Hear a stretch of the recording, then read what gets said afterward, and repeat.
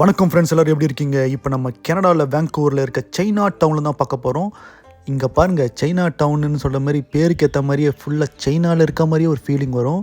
இங்கே சைனாவில் இருக்க கடைங்களாக இருக்கட்டும், இங்கே பார்க்குற நீங்கள் இந்த மியூசியமில் இருக்க இந்த பீஸா இருக்கட்டும், இந்த மாதிரி நிறைய விஷயங்கள் இருக்க போது அதான் உங்களுக்கு காட்ட போகிறேன்.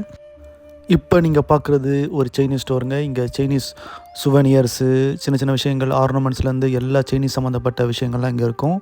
அதுதான் நீங்கள் இங்கே பார்க்குறீங்க. அதுக்கப்புறம் வந்து நிறைய சைனீஸ் ரெஸ்டாரண்ட்ஸ் இருக்குது.